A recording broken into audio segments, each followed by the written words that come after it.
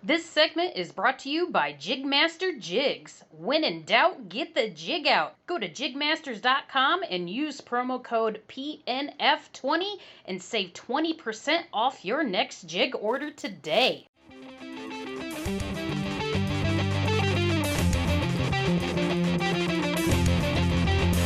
Let's go! This is the Chasing the Tide Saltwater segment on the Paddle and Fin Network. I'm your host, Dustin Nichols. So come along for the saltwater shenanigans.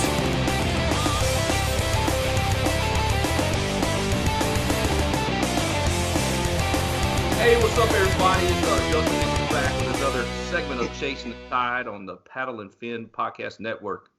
Today we got a special guest. One of my friends on the fishing scene here in Texas is Tracy Deadman. Tracy, welcome to the segment. How's it going, everybody? What's up? Tracy is part of the Hobie Fishing Team and associated with a shop here in Texas, Fin Factory.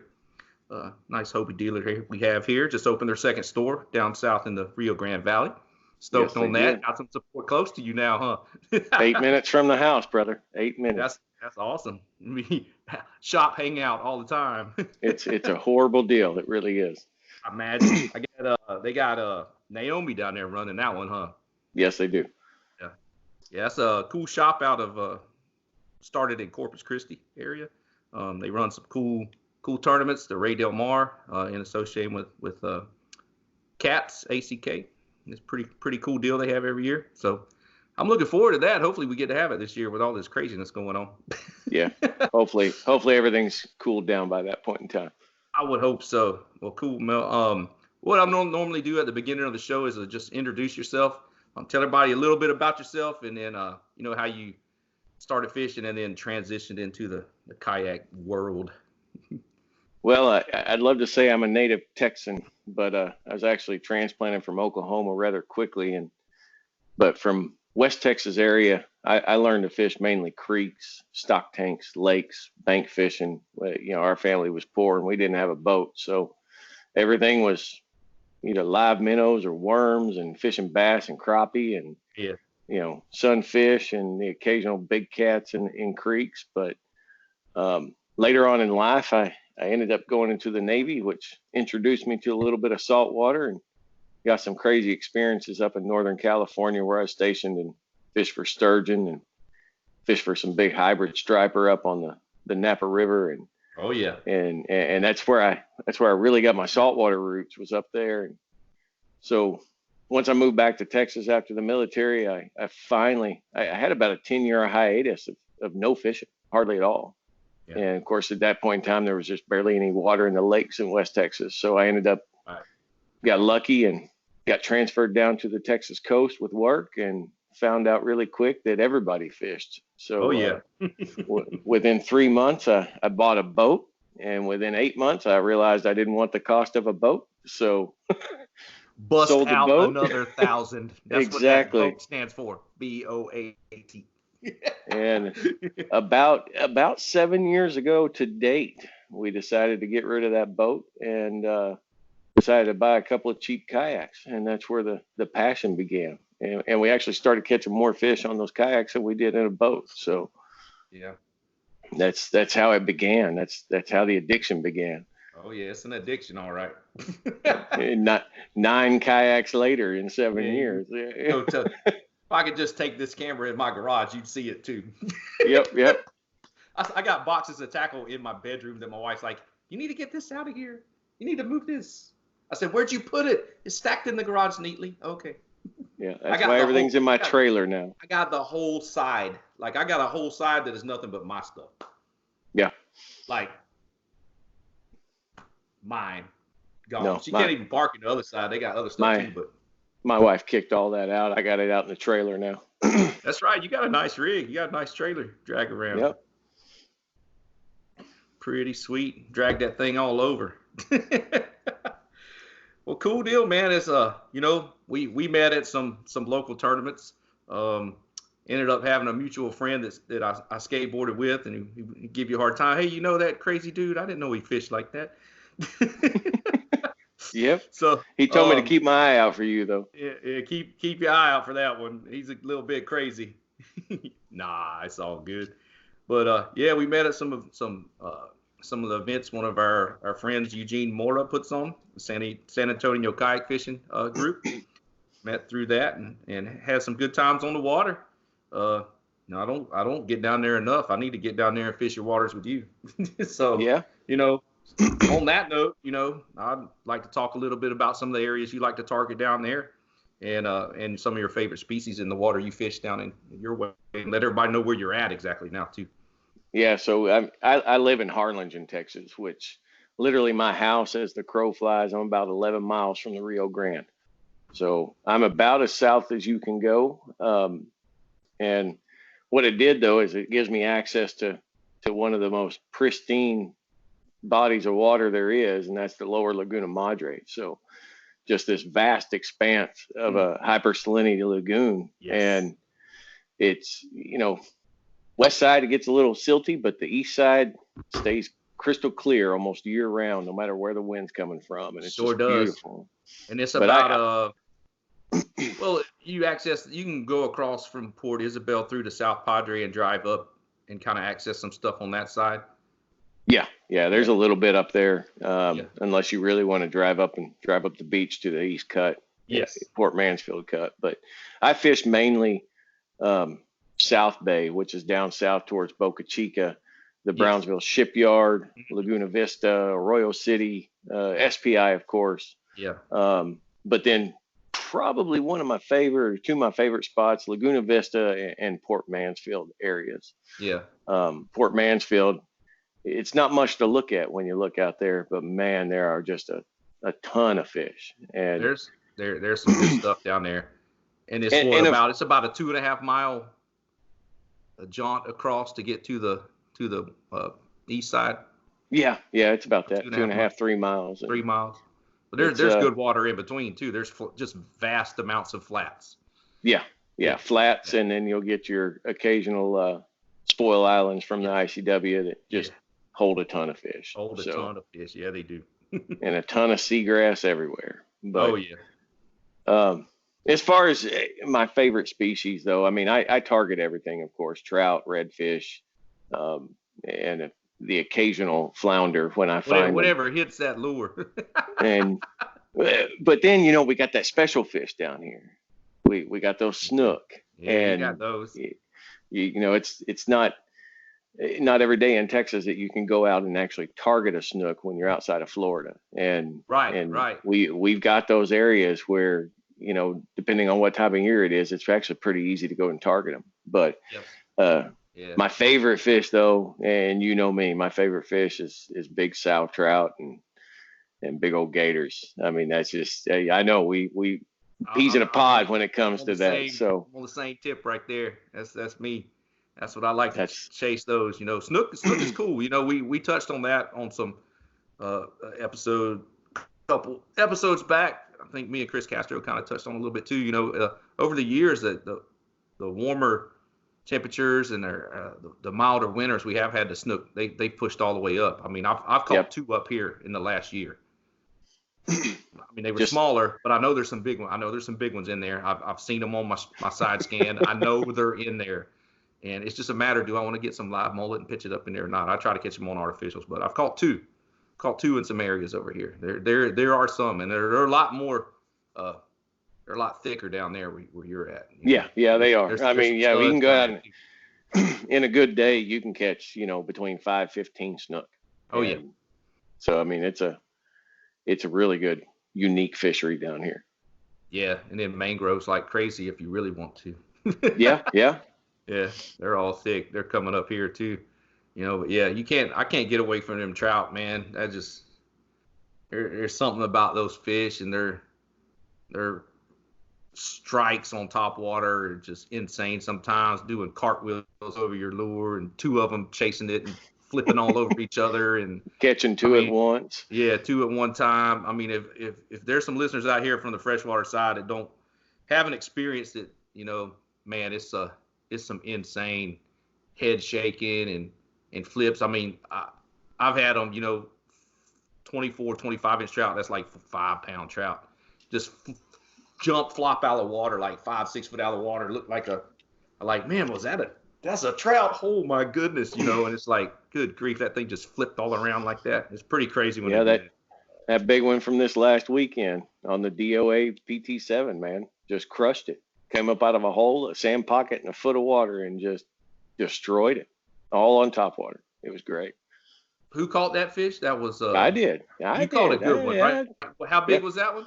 It was only 24 this week. 24. That was a good one, though. That's still a solid trout. There ain't, there ain't whole lot of them being caught like in Louisiana, Alabama, no, Gulf Coast of Florida. I mean, there's some big ones over there. It just takes a little more work, seems like. So, the areas you fish around down there, are you more tidal dependent? Do you use the tides to your favor, or say if you don't have a lot of tidal movement, you use like wind-driven water movement when you key in on areas? Are you looking for structure? I mean, tell some of the listeners about that. What do you key in on for those big trout? So down here, and if you've ever been to this area, like you were saying, it's just big, huge, immense, vast flats, grass flats out here. I mean, it's just everywhere. So tide can play a lot into it. Luckily, the time on the water, you understand where the slopes are and some of those key drop-offs and holes. Yes. And Google Maps helps with that a lot too. You'll find new places, all the time. But is that historical trend to go back and look at low water conditions? Absolutely. You go back and find when it's at low tide and see where all those hidden pieces are. But fish highways, man, them little cuts and stuff that run through all that, and that's what it is. But for the most part, when the tides are low, they get concentrated in most of the areas. And but when we get them super high tides, it really wreaks some havoc, because boy, they just have a mile and a half of extra mile to go and spread out and venture off. But at those points in time, you just stay up shallow, because I mean, our water temperature usually varies a lot from even 2.5 hours. It's only March, and I was fishing in 80-degree water this weekend. Right. So, and the fish were up in less than a foot of water, and that was the trout. They were way up. So right. Oh yeah. But the other thing that we compete with down here, just outside of tides, it's just mainly time on the water, learning where the fish are going to be at during the tides down here. Yeah. Certain times of the year, there's going to be different areas too. And of course, those trout love that seagrass. They absolutely love it, and they will hang out and they will just hide, and they'll wait to ambush whatever you throw over a sandy pocket.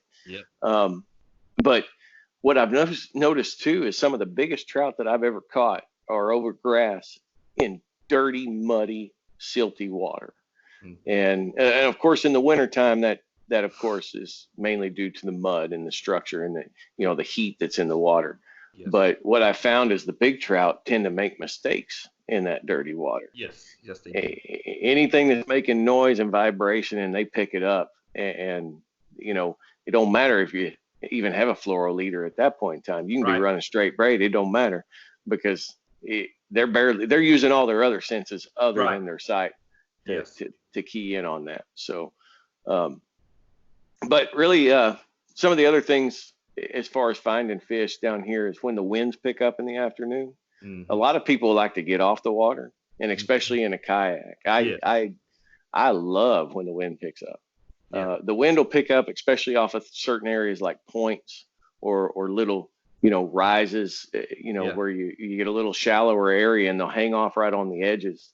What I've noticed is they'll congregate and almost stage in a certain area, because they know that wind-driven tide and pushing it maybe through a couple of spoil islands, it'll just concentrate that bait coming out, and they'll just hang out. Yeah, it's going to funnel it through there. A lot of those bait they'll just kind of go with the flow and kind of just get pushed through there, and those trout will just be, they're opportunistic feeders. They're a freaking predator. They're going to sit and they're going to just ferociously feed on whatever comes through there, So,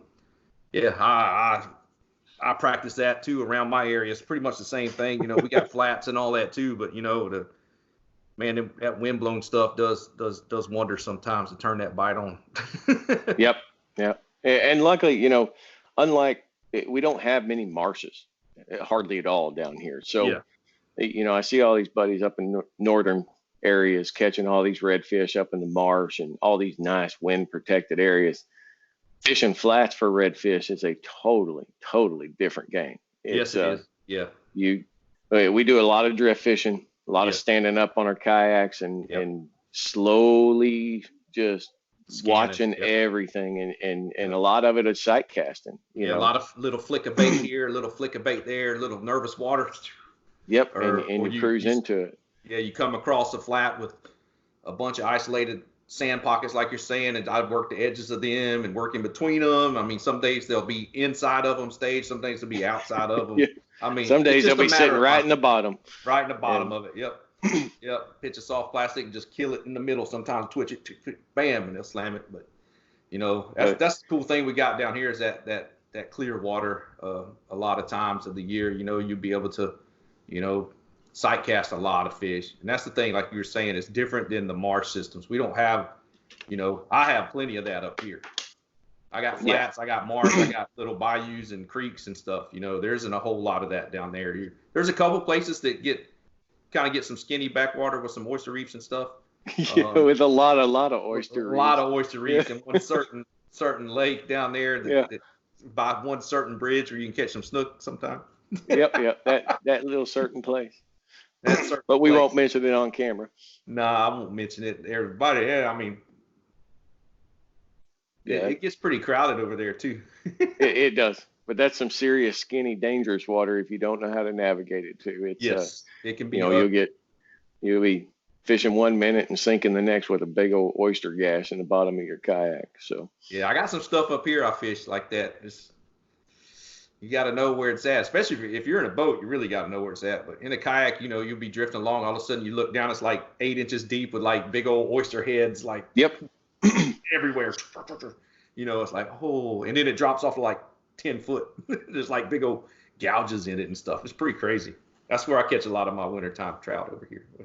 Certain area like that. With some mud that'll warm up a little bit quicker, and those reefs that are exposed, it hold the heat, and then the water comes in and it warms up around that. So yeah, that's what I was like. You know, when I was like, man, I need to get Tracy on here. I said, I know we'll get to talking about trout and we won't be able to shut up. You know, but amazingly enough, in finding fish, I know a lot of people talk about why would you use a fish finder on the flats? I run a side scan, but you hit some of them deeper pockets and you can still find them 30, 40 feet out on a side scan, even in 3 to 4 foot of water. Oh yeah. Or if you like, you know, that area that I fish in that channel. Yeah. And there's a couple of backwater channels up in there. Once you get through all the skinny stuff, you're in 3 to 4, you know, some areas are even 6 foot deep. Yeah, there's some pockets. Yep. And well, that big red I caught a few weeks ago, that 10-pound, 28-inch red. Yeah. Found them on side scan, 3 foot of water. Oh yeah. And so it's just there's a lot of different tactics, but yeah, I think mainly for us down here, it's all about sight fishing and just knowing and time on the water, man. Time on the water is just the biggest key to finding fish. Well, y'all have the mangroves down there and everything too. You got a lot of flats with all that surrounding it. You can access, you know, you can drive on the beach there. You can go up towards Port Mansfield. That's another cut up there that goes through to the bay from the Gulf side. You can launch at the, you know, I think near the Coast Guard station and fish some of the jetty area there. Yep. Run across what is that lake across there? But South Lake, right? Boca Chica? No, it's South Bay. Yeah, South Bay. And then you got Boca Chica Beach down there. Boca Chica Beach. But yeah, you can hit all of that. I mean, there's a chance you're going to catch, like, you can jump some tarpon down there. I mean, did that a couple of years ago too. The cobia will even come in. Lean will come in too sometimes. We had a cobia, and tell you how high our water temps are right now. There was a cobia caught last weekend off the jetties. It's SPI. Wow. Yeah. So it's about that time. It's about that time. It's 82 today. We're out here. Yeah. Here it's pretty warm. Pretty warm up here. Yeah, I hope I can get on the water next couple of days. Got some days off. So I need some water time. If as long as they don't try to write me a ticket. Yeah, I know. I'm Me too. isolated. I'm not. I know. Being the fish. That's all it's gonna be. I see plenty of people on the road this morning coming home from work. I saw plenty of people dragging boats. So as long as you're not bunched up, I think it's cool. It's outdoor. I think you should be fine. The saltwater therapy is great. You know, it's good because I have allergies this time of year and it's killer right now. So, man, just that salt air helps. You know, Yep. My breathing and everything too. So it's all good. So yeah, offshore. Let's talk a little bit about that down there. You still have that Adventure Island? I do. I have the mean machine, man. It's a mean machine with a sail on it. Yeah. It really advantage. it makes it super easy, especially down here if I want to go offshore. Although down here we don't have the structure like Corpus Christi does. Right. You either got to know somebody that has coordinates or find a couple of rocks on the bottom down here. I mean, it's just insane. And when you do, you score. Yeah. Yeah. Oh yeah. Yeah. Because the fish will congregate. Luckily they did. However, over the last couple of years, they did build an artificial reef off of SPI. Yeah. Given it a couple of years, but I do know that the snapper are already in. There's a ton of juvenile snapper there already. Yeah. And it's easily accessible. Off of the beach? 2 miles? It's 2.5 miles, I believe. 2.5 miles. Yeah. So, and it's well down south of the jetty. Yeah. So, you know, from the East Cut jetties. So we're going to be trying that out hopefully this summer. It's get with old Brian Barrera. He's one of your teammates. Oh, I know. Give him some close numbers. I've seen some pictures of him in his boat, and you can see the buildings. It's not that far. I know. He's got some rocks nearby. Yeah, I know. I'm cluing in on him every time I see his pictures. Yeah. And but no, I mean, even it's been known to catch a red snapper even at the jetties. So I mean, they're there. But we kind of have an advantage. We have a really big shipyard jetty, you know, the Brownsville Ship Channel, and so it's an easy pass. Yeah, and the actual boat ramp is about 1.5 miles from the tip of the jetties. So it's a real easy cruise. Yeah. If the swells are down, it's easy and you can be offshore. But we catch and it's beautiful when you catch it right out there. I mean, you'll water moves awesome. In and you're catching kingfish right there in a jetty pass. Yeah. I caught a 54-inch kingfish last year just inside the jetties. And then a buddy that I took out, gave him all the equipment to do it. First time ever offshore, or technically outside of the bay system, and he caught a 50-inch kingfish right at the same area. So awesome. But I mean, out of there. Yep.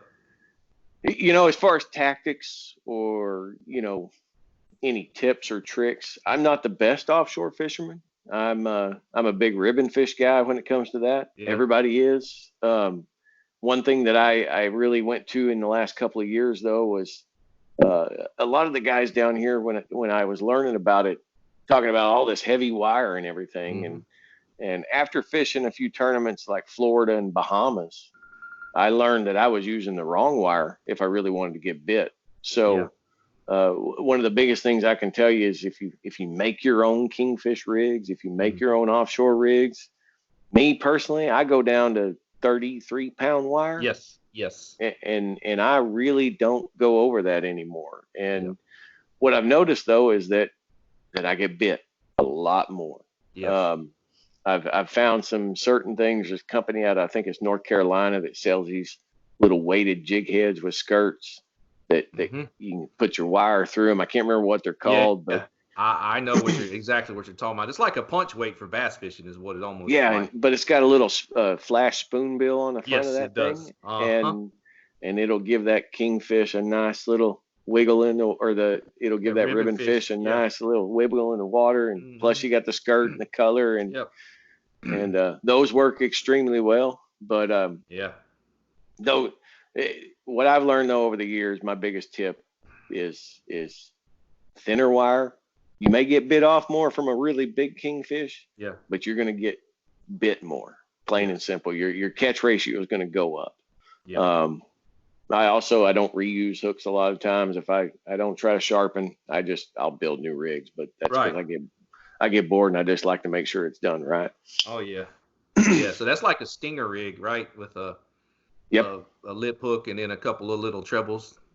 I'll use like a 5 or 6/0 circle hook in the front. Hook in the nose, through the mouth, and then eyes. And then depending on the size of ribbon fish that we're getting in that time of year, I'll run 2 to 3 stinger hooks down the body of it. Yeah. And you almost guaranteed a fish hooking up at some point with those longer rigs like that. Oh yeah. Oh, definitely. Yeah. And those spoons, the big speed spoons, or big, huge 3-4 ounce casting spoons. Yeah, casting spoons. And Outcast Tackle makes some pretty good rip baits. They're like 6-inch, 7-inch kayak specific trolling lures. Well, and one of the other lures that I've really become fond of, and I know a lot of guys talk about it, is the Alco. Yeah, the old Halcos. Yeah. But I use them just for kingfish, and then I had the opportunity this last year. I took that yellowfin tuna trip, and caught them all on Halcos. They slam them things. So, but my favorite species offshore for the most part is kingfish. Yeah. They're to me, they've kind of become easy. However, I'm still, one of the very first times I ever went offshore, I hooked into about a 54-inch cobia and lost it at the boat. Oh man! And so that's my nemesis now. So that's my next one I'm going for. Plain and simple. That's one of my goals this year, is to get a cobia into the boat. We'll hopefully seeing you in Florida this year, at the old Goat, and I need that sailfish too at some point in time. I might be, if that one happens, and if we push our turnaround back, because our turnaround is supposed to be in June, and that's the only thing that was keeping me from committing to that tournament. I'd like to go fish that one. Looks like it's gonna be a fun one. Tournament wise, you had a pretty good year last year. You went over to Florida and got some work done over there. Extreme kayak fishing series. Yeah. It was a good year. It really was. I didn't have much luck early in the year. I did, I think, 1 or 2 of the bass tournaments with Gene, and then inshore wasn't working very well for me. But then next thing you know, we had the Hobie Owners Tournament. Well, and I was actually going to go to the Extreme Kayak Fishing Tournament, SummerSlam 1 in June. But then we got this last minute kind of trip to Colorado. So I went and caught some new species up in Colorado, pike and walleye and smallmouth. And so then we came back, and I immediately turned around, had the Hobie Owners Tournament, we ended up 60 or so, all Hobie kayaks, shotgun start. Yeah. Honestly, it's not my water. It was in Corpus Christi. I'm not familiar with the area. Did a little bit of recon, and at the end of the day, I had under 11 pounds. That was it. Like 10.73 or something, somewhere around there. 10.61 or somewhere like that. Somewhere around there. And you know what? But then I come back and I find out that everybody had a bad day, and I ended up taking it, won it, and then my buddy Eric, and I'm just going to call him out. Always get in the Calcutta. Always get in the Calcutta. He's done it. Eric. Yeah, don't even try to pronounce it, but Eric D. And he's Hobie team member too. He's But he didn't get in that side pot, so my biggest red took biggest red regardless. And so I won first place in the Hobie Owners, won the biggest redfish. And then we turned around, and I think I did a Gene saltwater tournament that July, which I won biggest redfish in that one.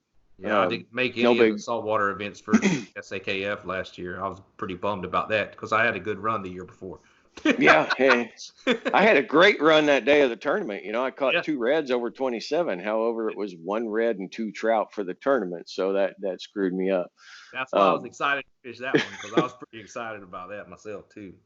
But you had a good. When was that? In July, right? Then we had that was in July, and then I had the Ray Del Mar, which was the 2-day event, and that one's just a crazy spectacular tournament, and the weather couldn't have been better. Oh, I know. I'm so kicking myself in the face for not fishing the offshore proportion of that. I really am. I missed out big time not fishing offshore. And that one was just an absolute crazy story. That one there was all about just being consistent. Yes. And we had great conditions. I mean, not even 2-foot surf the first day. So offshore first day, inshore day 2, and we get out there, and I think right off the bat, one person had a Spanish Mac, and that was it. And I mean, there were birds diving and fish jumping, but only one person had hooked up to a fish, and it was probably close. It was getting close to time to start heading back when I finally got a kingfish, and my kingfish wasn't that big. It was only like 15 pounds, or like just under 15 pounds. Yeah, and you were just pretty much sitting still and letting it drift. That's exactly what I was doing. It was like dead stick in a Cinco. That's what I said. Yep. And I mean, that was it. And it was just slow drifting, and next thing you know, it starts screaming. So, but I turned in a fish that day, and the key to that tournament is it's the highest aggregate weight from both days, and after day 1, I was 11 pounds out of first place. Yeah. And that's really hard to come back when you got the next day is only 2 slot redfish. So, but the next day came around. I mean, I didn't even win any money the first day. Yeah. And day 2 comes around, and I'm fishing the same exact area that I won the Hobie Owners Tournament. So I knew I could find some fish. Right. And went out. Luckily, I got 2 reds. One of them happened to be over 27, and I think it's about 7 1/4 pounds. I think we talked about that one. He went to short strike at topwater. He fired a spoon back in there and got him, right? It sure did. That's exactly what happened. Always got to have that back up. I will preach that till the day I die. And I ended up, getting 2 reds, and then just so happened that, I mean, I had, I think it was close to 11 pounds, somewhere in there. Mm-hmm. And then I get back to launch. Literally, I think I was there like 10 minutes, 12 minutes before they shut down. Right. Yeah, we had all got in later. Yep. And I start asking people, I'm just kind of like, hey, what'd you catch? And I'm looking for my teammate, Eric, and he comes in after me, and he's like, nope, I skunked, bro. I skunked. And I'm like, because he was in first place. He had a 25-pound king. Yep. And then I'm like, well, where's Castro? And he didn't make Castro didn't make it in time. And then I'm looking around, and some of the other guys that were fishing in day 1 that were up ahead of me didn't fish day 2, and so they were already out. And then Mark Garcia, the previous winner from the year before, I said, how'd you do? He's like, oh, I got 1 red. And and I'm like, oh, because he was ahead of me by like 3 pounds, and that was it. So I was like, no. Uh-oh. I'm literally just walking around asking everybody, what'd you think? How'd you do? And I still wasn't certain, dude. I still wasn't certain, especially when I see people coming up. David Halberdier, dude, over 16 pounds, 2 redfish that day. Yeah, he had some takes that day. And luckily, his fishing partner didn't catch. He caught 1 little one. He caught like a 3-pounder or something. You can be hit or miss, man. That's how it is here sometimes. But and that scared me too, because Matt Murphy's a deadly son of a gun, and he is. But he had a king the day before too. But luckily, man, it turned out I didn't win money either day, but I won a $4,000 kayak that day. It was insane. King of the salt, king of the sea. Yeah. And then I turned around, and I mean, literally, I got home that Sunday, turned around on Wednesday, and started heading to Florida. Yeah. And fished the EKFT SummerSlam 2, and ended up with another 15, 16 pound king. Yes. Ended up, I entered the Calcutta. I mean, it's a big buy-in. It's $100 buy-in for that Calcutta. Yeah, I think you got But 7th in the tournament with the fish itself, and cut a check there. Yeah. 6th overall. I actually won 6th. like a $500 Garmin fish finder, and then I won 1,800 cash in the Calcutta. Calcutta. Yeah. So ain't nothing wrong with that. Nothing wrong with that. No, it's, you know, when you look back on it and look how much you won. I mean, heck, I won because the Hobie owner tournament. I won a kayak. Yeah. Oh yeah. And cash, and then you won a kayak again. and then back in December, I won another kayak on a raffle. Yep. So all Hobies. Yeah, all Hobies. So, yeah, it was a good year last year, man. I know old Burley Pro our Martin. Mm-hmm. He what'd he do at the East Extreme Kayak? He got 3rd or 4th?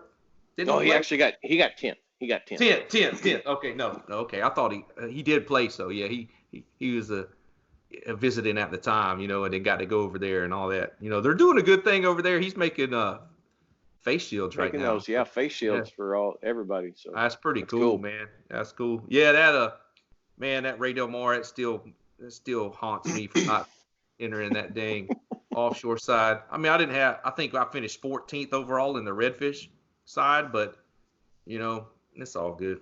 I won spot pot at $420. That you did. $420, and that's all good. I'll take that any day of the week. It's $420 you didn't have at the beginning of the day. Yeah, and it's fun. It was fun. You know, we got caught in some weather that day and lost about 2 hours of fishing time, and then we fished my waters, my local waters, so we were, you know, an hour and 40 minutes away from the weigh-in. So we lost a lot of valuable fishing time where we probably could have fished where we fished the year before. Well, my teammate, who I usually fish with, the first year you could fish as a team in the redfish side of the event, but this year or last year they didn't let you. But you know, my buddy Michael, he got 7th. He had two redfish the last 10 minutes. Yeah. Of our drift back to the ramp. I mean, we were 100 yards from the ramp, and he pulled 2 24-inch redfish. Boom, boom. I was like, gosh, dang, where mine at? I was like, oh, it's okay. I had one that was like 2.4 pounds. That was like, I had a small one, that I had 2 that were probably like 3.5 pounds apiece. You know, just to, because they had a dink redfish, the smallest redfish pot too. I think I missed that by like a couple tenths of a pound. I think I missed winning that too. It's like, dang it, I would have had a little more cash in hand. But no, it's always a fun event. They put on a good time. They had I won some pretty good raffle stuff too. So I mean, came out ahead. You know? Yeah, it was a good tournament. So I recommend everybody come out and check it out this next year. Oh yeah, no doubt, man. We'll definitely be on again in August. Yes, it was first weekend in August, Corpus Christi. Vice versa, depending on weather. Inshore one day, offshore the next, or flip it around. Depends on the weather conditions, and I don't know if we can top last year. that was good weather. Good weather. Yeah. So what's your plans for this year? What you got going on tournament wise? You got some coming up? Well, right now I did have some coming up, but everything's getting canceled. Yeah. Biggest ones for the year though, the goat. I can't go wrong going the goat. Yeah. I've already, hopefully that doesn't get pushed out because I already got reservations. We've already got a house on the island in Navarre Beach, Florida. Yeah. Good buddy I met out in Bahamas is putting that one on. If you haven't ever met Derek Benton, man, that guy's crazy, but he's good people. Man, some of them promo videos he's putting out is pretty dang funny too. He's nuts. I love him though. So it seems like it's gonna be a good time. I think, you know, I do got some. I plan on doing all the San Antonio kayak fishing that I can, all their tournaments, and then I do know that Port Mansfield has reached out. They plan on doing a kayak division this year, Port Mansfield tournament, which is a huge tournament. They're planning on adding a new division this year and bringing in some more people. So we'll see how that goes. And when does that run? In September? That's usually in July. So man, I hope it's in the end of the month when my turnaround's over. I'd like to come fish that one. And I like to do at least one of the EKFTs a year. Just depending with how this whole pandemic goes, we'll see how that all works out. But yeah, that's the key factor to all of us, getting it really is. Yeah. And then, a few local tournaments here and there. Our 956 Kayak Anglers page, we do a couple of tournaments every year. And then my other local one that I like to do is Valley Haven. It's a child care center here in the valley that takes in. They do have a kayak division also, right? Child's, instead of going into the foster system, they bring in at-risk kids, and they also have a kayak division. Oh, that's cool. So yeah, that's the one I think I was going to try last year. Yeah. Those are my main things that I got going on. Unfortunately, I don't get to bass fish and practice that, so I'm going to just try to bass fish a little bit more this year too. That's one of my goals. You'll find some green fish. They're fun, but I just get drawn back to that saltwater a lot. I've had some success because that's what I did as a kid. That's what I grew up. A lot of the farm ponds and sneaking on the golf courses and all that good kind of stuff. But I was always around saltwater too. But bass fishing was just super easy for me to ride my bike to a bunch of neighborhood ponds and stuff. It was pretty cool. Yeah. So that kind of stuck in my blood. I still like to catch some bass. I got a little more opportunities up here. Y'all don't really have a lot of stuff you can fish down there. Y'all have one lake down the other side of McAllen. You have some access to. It's a private lake. Yeah, every once in a while. Yeah. But when you do get access to it, you catch a lot of fish. It's good. That's a good lake. Good little lake. Yeah, man. I hope we get to move on some of these tournaments, man. It's that's the key thing. Some of these we're trying to run just online only and this and that, and do the announcement of prizes on Facebook Live and this and that, or announce them. But the whole thing about this kayak fishing, tournaments and in general is the camaraderie and meeting everybody and hanging out and having a good time. So due to this social distancing, we got going on. Yes, it's for the good of the community and everything, but it does take away that interaction that we love so much in this kayak fishing world. That's what brought me into it a lot. So I hope everything moves forward and we turn this around and kick its butt. So yeah, I'm looking forward to hopefully the rest of the year turning on and having some good times. So hell yeah, I'm ready for that. So when I first announced you on the beginning of the segment, you're a part of the Hobie team. I want to give some pointers to some listeners out there. How you went about that, or what all is involved, about looking for some sponsorships, or how that all happened. Little backstory. Well, the Hobie Fishing Team. So what was it? 3 years ago almost now. Mike Morales from Fin Factory. He had just started his dealership there in Corpus or Flower Bluff, and he was looking to have some pro staff, and when you're a Hobie dealer and you want to have pro staff, those guys automatically become part of the Hobie Fishing Team. That's just kind of how that works. Yeah. That's where you get your sponsorship from Hobie. Yeah. And he did it a little differently than most. Most will find those guys that are real vocal and real active on Facebook, but he did it. If you win, he held a tournament, a Hobie owners tournament. And if you won within the first 3 slots, he was going to choose 2 people. And man, what a tough day. There were fish everywhere, but it was still a tough day. My first 2 fish in the morning were the oversized reds. And it was also a shotgun start, all one marina. You had to be out at a certain time. You had to be, back at a certain time, and everybody launched from the same spot. Everybody came back at the same spot, and I fished my tail off, man. I had one red finally I think it was about 11 o'clock in the morning, had a 24-inch red. And then literally, I think it was 15 minutes before weigh-in, I had a 20. maybe 20 and a quarter. I mean, that thing was small. It's scraping by. Yeah. But you know what? I got my 2 reds, and he also does. He's a big advocate, and he had live weigh-in. And if your fish was released and it swam away, you weren't deducted anything. If you kept your fish, you'd have been deducted. So either that or he was given a bonus for a live fish. I don't remember, but I came in literally with minutes to spare. You know, I'm kind of a sandbagger like that. I'm gonna do it till the end. And I get in, and at first, Naomi, of course, we had already talked, and she looked at me and she's like, "Oh, I think you're in first." I'm like, "What?" And I'm like, "No way. There's no way with a 24 and a half and a 20-inch redfish." Yeah. Come to find out, my good buddy now Eric, who actually won the tournament, he had 1 redfish. That was it. But it was a good one. It was a good one.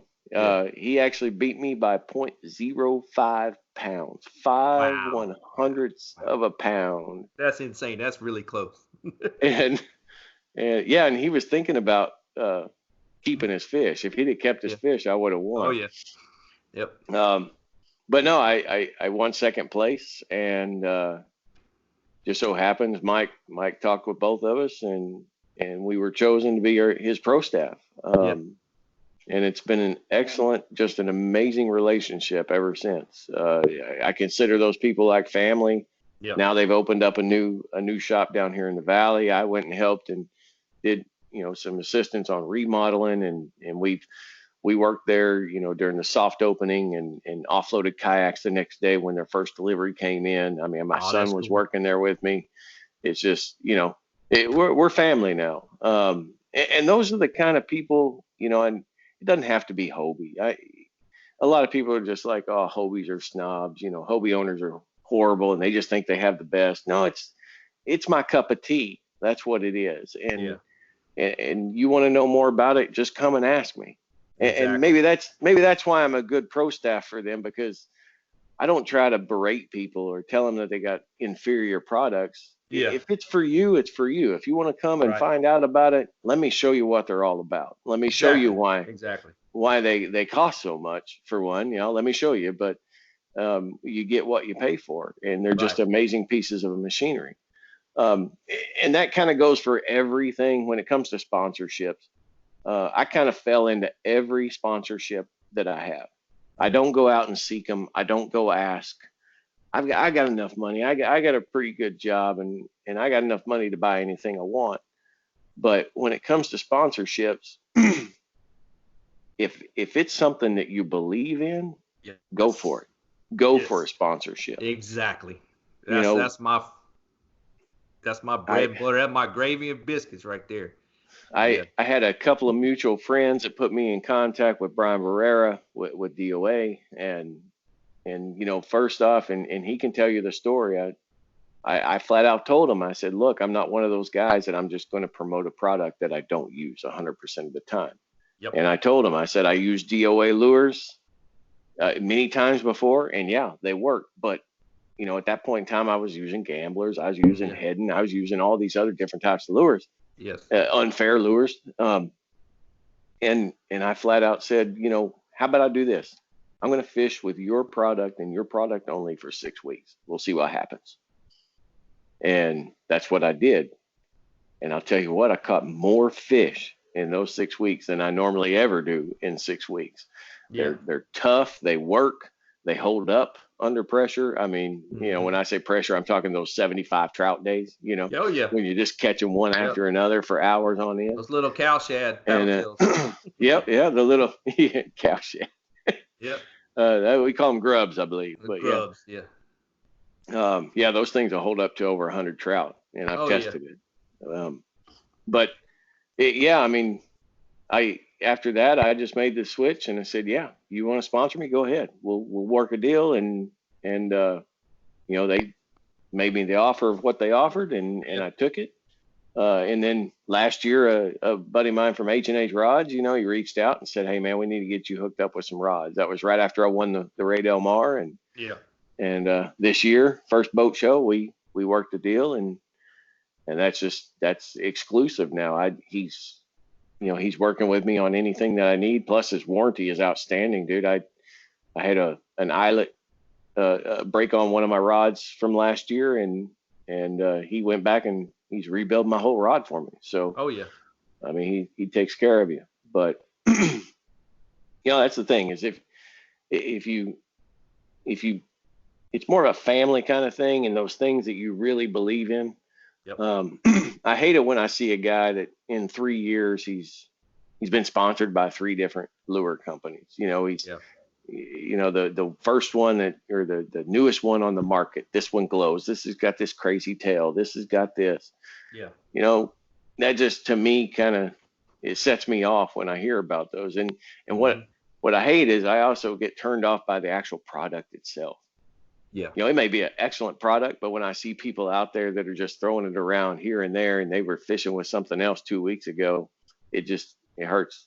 It hurts. So if you're looking to do the sponsorship thing, my best advice is go for something you believe in. Go for something that you use. Tried and true. Yep.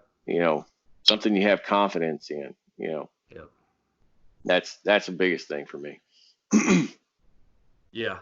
And that's what's cool about DOA is they also offer it's not a big a line as their saltwater, but they have some freshwater baits as well. They do, and they work really well. They work really good in saltwater too. Snake oils. Yes, they do. Them snakes will catch you a big old trout. Oh yeah, they work good in the winter too when they're bouncing on the bottom. But in PT7s, it's a weedless topwater bait. Weedless it is. Bait to walk the dog. Has like a 6-aught wide gap hook. It works in the grass. It'll also work in reeds with bass. It works in reeds with bass. Really good. Yeah, I have quite a few of those. I like that pink one, and then that chartreuse and pearl one. Ooh, yeah. Yep. I like that one. The redfish like to eat that one in the reeds too. And it'll also skip right across lily pads. Sure does. Like crazy. Right on through. Yep. That's a good bait, man. It's a good all around bait. Like I said, you called it a good one a couple weeks back on. Yeah, Brian's a good dude. He's the marketing guy for him. One of our buddies. Yep. I fished with him a time or two. I'm supposed to get down there and catch some snook with him. I've been meaning to. It'll be in a boat, but still fun anyways. It's I stand by everything you just said about something you believe in. That's just like me. Same thing. I was into Jackson, and that's what I fell in love with, paddling, and it just transitioned over, and then I've had more opportunities with them now than I ever thought I would have in the kayak industry. And It's pretty cool. With Waterloo, Jimmy, he's just like H&H. It's the local rod builders that are the guys that have warranties that everybody, they support all the local kids tournaments and charity events and cook-offs and benefits, and they give stuff. It's them companies that I like to see involved. And it's a good thing, man. It's a good thing. So anybody else you want to give a shout out to or everything before we wrap this little segment up? Oh, well, then there's my buddy at Burley Pro. Nobody can say anything bad about old Martin Giddens. No, they cannot. He's not officially my sponsor, but that guy is doing some amazing stuff, man. Yeah. And then of course, we've talked forever on Facebook, on social media, but Rex de Guzman right there, Action Hat and that new paddle clip, dude, is, if you haven't gotten one yet, you gotta get it. I'm repping the other buddy too, the Yak Tribe. I got you. Them guys got a good little thing going on, both of them, Rex and Heath. They got a good thing. I love Rex. I love supporting those guys. Yeah, I love that kind of stuff like that. Yes, sir. I need to get you a couple of my shirts. I need to get you a couple, get a hat or two, and get you some of them. And then there's that Tidewater. That Tidewater stuff. Where's that from? It's just some grassroots stuff too. Started from the bottom. That's it.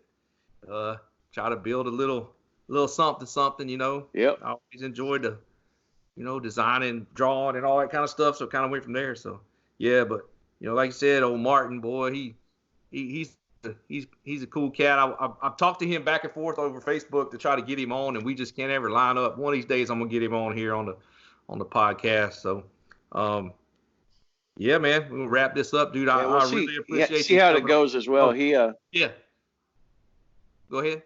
I cut you off. Oh yeah, I was gonna say he's also got his new braid company coming out, Task Line.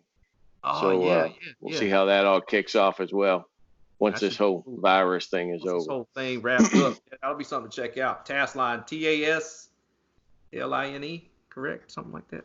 Is that what it is? I believe so. Yeah. You have to check that out. Maybe when he gets that ball rolling, have to try it out, see what he's got. Well, cool, man. Well, I appreciate you coming on here. Enjoyed chatting with you like always, and hope to get some water time with you here pretty soon. You know, I want to get down there, man. I love that area down there. I used to go down there and surf all the time, you know. So, and then the fishing thing kind of took on off a little bit more than the surfing. Yeah. So yeah, man. And the skateboarding. I understand. I'm still skating a little bit here and there, you know. It's all good. But yeah, man, thanks again for coming on. I appreciate you coming on and sharing some info and sharing a little bit about yourself for everybody. And man, thanks to all the listeners. You know, if y'all check it out on the Facebook page, Chasing the Tide. I started a page itself. Go on there if you have any questions or comments. Hit me up on there. And thanks to Paddle and Fin for letting me part of their group. And hopefully we'll see everybody on the water. Cheers. All right. See you later, brother. Later. Go check out the website, guys. Paddle, the letter N and fin.com. Also check out YouTube. youtube.com/paddle and fin. If you got a question, comment, want to hear from a future guest, feel free to email us at paddle, the letter N and fin @gmail.com. Don't forget to follow us on social media. We're doing giveaways, announcements, things like that at Facebook and Instagram at Paddle and Fin. Shout out to our show supporters, Rocktown Adventures, Loveland Canoe and Kayak, Hammered Lures, Fish Mob Lures, TRC Covers, Ketch Products. Go to ketchproducts.com. You could put the Paddle and Fin logo right on your catch board. Don't forget to go over and pick up your JigMasters Jigs. Use promo code PNF20 and save 20% today. Don't forget to rate and review the podcast on whatever platform you're listening to. It helps grow the audience, helps others find our podcast. So please drop a 5-star rating in on the podcast platform you're listening on. Don't forget about the recycled plastics program, you guys. Take your used plastic baits, put them in an envelope, mail them to the address in the show notes. Our man Eric Richards at Hammered Lures melts those down, makes new baits, and donates them to various chapters of Heroes on the Water.